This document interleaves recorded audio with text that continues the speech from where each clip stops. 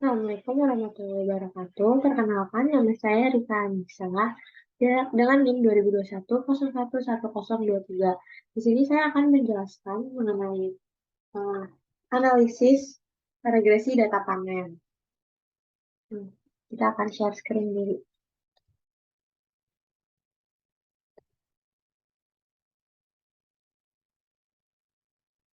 Di sini sebelum kita mulai untuk melanjutkan regresi data panel, kita harus eh, menulis variabel-variabel ukuran perusahaan dan sebagainya. Yang pertama itu kita harus mengetik data-data yang ada di variabel ukuran perusahaan. Ini data-data udah ada sesuai dengan yang ada di buku. Kemarin sudah diketik.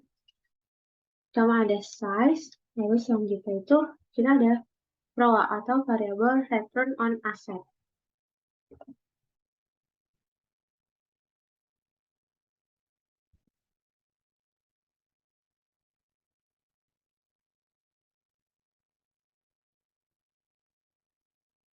Ini ada return on asset, terus selanjutnya itu ada variable debt to asset ratio atau DAR. Selanjutnya ada NPF, non-performing financing, dan ada suku, dan yang terakhir itu ada data variabel IASL. Nah, sebelum kita mulai, kita harus membuka eViews dulu untuk membuat work file. Nah, dengan membuat work, kita buka eView, ke file, terus new, lalu ke work file. Nah, di sini kita akan ganti ke balance panel, dan preferensinya tetap annual. Start date-nya itu sesuai dengan dari data tersebut di 2012 dan terakhir itu 2016. Number of transaction itu 9. Work file ini diisi data panel. Setelah itu kita pencet OK atau di untuk. Nah, ini udah ada data-data yang sudah di input seluruhnya ke input langsung. Nah, di sini kita akan memasukkan yang variable size itu. Lalu kita ganti ke series, lalu ke untitled name of object diganti ke size. Lalu kita oke. Nah, kita masukin dulu variabel-variabel yang tadi, yaitu ada size, ROA, terus ada DAR, ada suku, ada IASR, ada NPF. Kita masukin dulu nih semuanya. Lalu kita bakal, kalau dimasukin semuanya, kita bakal ke buka work file-nya. Soalnya yang size nih, kita pencet klik 2 kali, terus kita klik edit. Nah, di edit itu nanti kita copy nih data-data yang ini, kita copy terus kita paste di yang NA itu. Nah, ini bakal dilakuin sama sesuai data-data yang ada di Excel tadi, sesuai dengan nama variabelnya. Tampilannya bakal seperti begitu, sama yang kita copy tadi. Setelah sudah semua ini, dari size, ROA, DAR, NPF, suku, IASR, kita bakal melakukan langkah kedua, itu analisis statistik deskriptif. Nah, sebelumnya kita selesaiin dulu nih ini. Pindahin data-data ini, input-input datanya.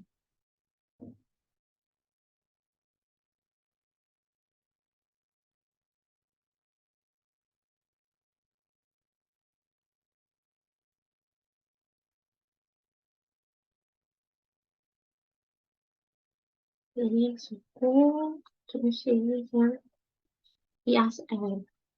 Jangan sampai salah buat input data. Ini nanti di akhirnya pasti bakal beda. Nah, yang terakhir, untuk melakukan analisis deskriptif ini kita harus klik menu quick, terus ke grup statistik, dan ke deskriptif statistik, dan ke command sample. Nah, di sini kita bakal ngetik yang variabel data tadi, yang IASR, size, terus ada ROA, ada DAR, ada NPF, terus ada suku. Nah, habis itu kita oke, dan semua data yang tadi udah terlihat di sini. Outputnya kayak gini. Output dari data variabelnya.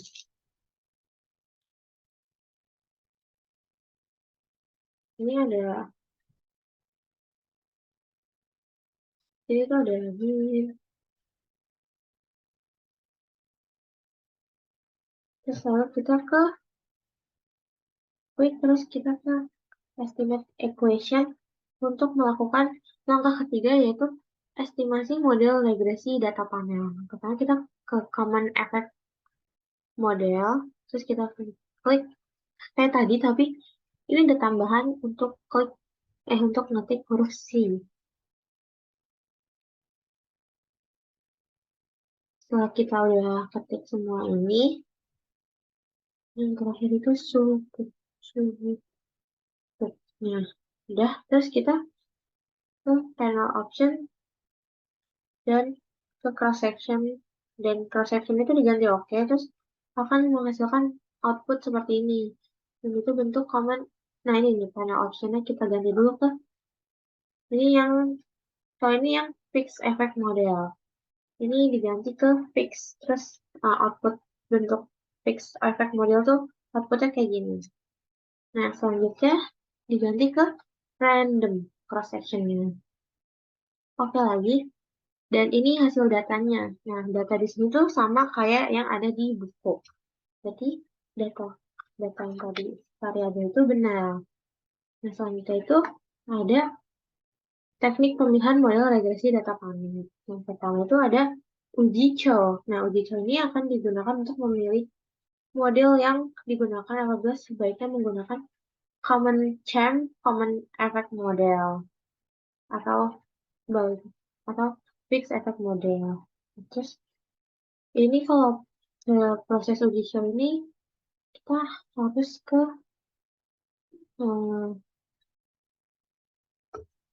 bentar, ini tadi ini pas lagi record ini ada errornya.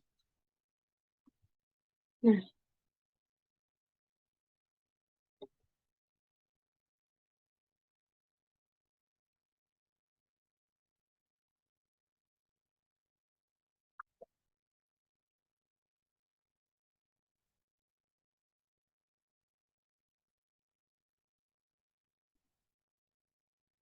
untuk mengetahui uji show di sini itu ada apa namanya? Kita harus buka dulu nih ke view yang tadi nih yang awal, pencet ke EQ01 itu, terus nanti ketemu work file. Nah, work file-nya tuh seperti ini yang tadi uji show. Maaf, ada masalah teknis. Yang selanjutnya ada uji houseman. Kita bakal ketik kayak tadi juga. Terus diganti ke random. Terus ke houseman test. Nah, ini houseman testnya. Ini diganti ke correlated random effect. Nah, ini hasilnya juga sama kayak yang ada di buku. Selanjutnya ada uji Lagrange multiplier. Nah, uji Lagrange multiplier ini digunakan untuk memilih model yang digunakan apabila sebaiknya menggunakan random effect model atau common effect model. Nah, pengujian ini bisa dilihat dari nilai probabilitasnya Brush Pagan dengan beberapa hipotesis. Nah, ini hasilnya juga sama kayak ada yang di buku, berarti data-datanya masih benar sejauh ini. Terus, selanjutnya itu ada uji asumsi klasik. Nah, ini tuh bisa disimpulkan kalau bahwa uji show ini tadinya kan common effect model dengan fixed effect model. Nah, hasilnya itu uji show itu menggunakan common effect model. Kalau uji Hausman ini tadinya menggunakan random effect model dengan fixed effect model. Hasil itu random effect model. So, uji Lagrange multiplier itu ada common effect model bersama dengan random effect model dan hasilnya common effect model. Nah, rata-rata itu menggunakan model common effect model. Nah, selanjutnya kita akan melakukan uji asumsi klasik. Yang pertama adalah uji multikolineritas. Nah, ini sama kayak tadi, di pencet quick ke grup statistik dan correlation di ketik dulu tuh yang tadi. Oke, dan yang hasilnya juga sama. Nah, outputnya sama ya, kayak yang ada di buku. Terus selanjutnya kita ke uji heteroskedastisitas. Nah, sama kayak tadi, kita ke EQ01, log file, view, residual. Diagnosis, cross section, dipilih ke section dependent test. Nah, itu yang bawah.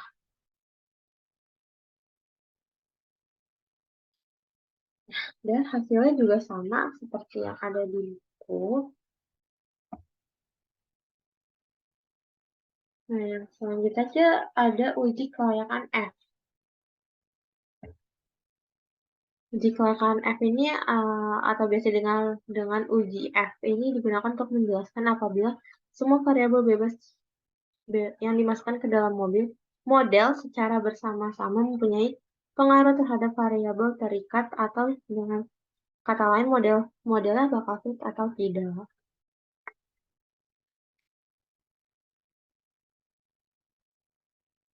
Kita bakal ke EQ01 ini terus nah kita kasih ini untuk mengetahui output uji F.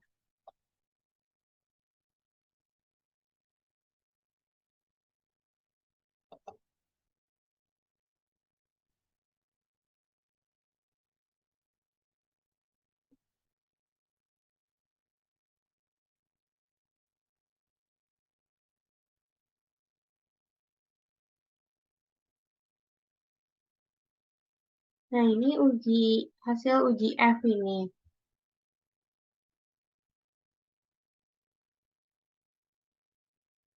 Variabel-variabel yang ada di uji F ini disimpulkan bahwa variabel-variabel independen yang dalam penelitian ini terdiri dari size ROA, dar, NPF, dan suku. Dan sama-sama mempunyai pengaruh terhadap IASR.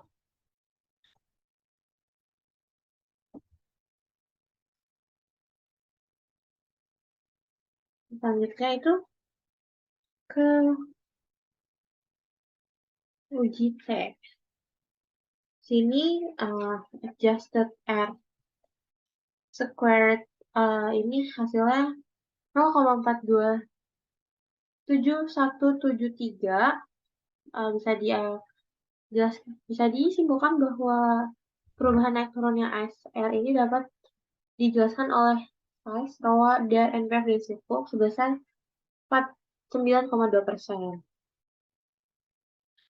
Nah, selanjutnya kita akan ke uji P. Kalau ke uji P ini kita kata yang optionnya diganti ke fix. Oke, terus ini hasil dari output uji T. Ini sama di buku itu kebalik. Kalau bisa dilihat.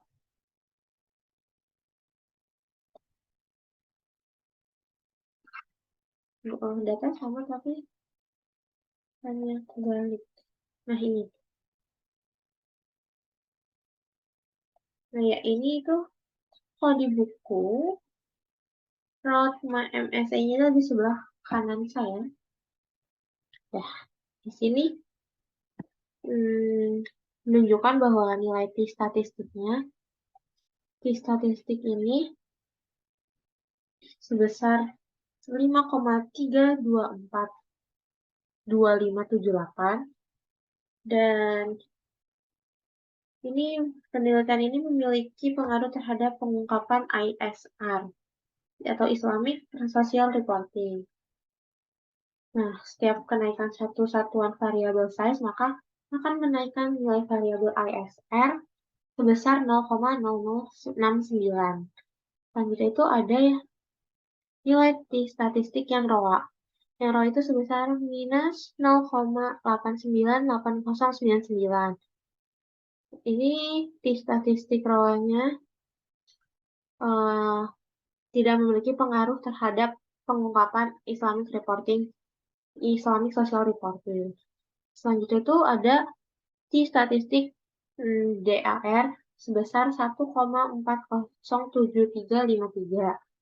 Ini bisa disimpulkan bahwa sama seperti ROA, dia tidak memiliki pengaruh terhadap pengungkapan ISR. Yang keempat itu ada yang NPF. NPF ini memiliki statistik sebesar minus 2,371637. Ini bisa disimpulkan bahwa dia memiliki pengaruh terhadap pengungkapan terhadap ISR. Kalau yang cukup nilai statistiknya tidak bisa dengan nilai minus 0,386405 itu penelitian ini cukup tidak memiliki pengaruh terhadap pengungkapan ISR. Berikut penjelasan dan tutorial dari saya. Kurang lebihnya mohon maaf. Terima kasih.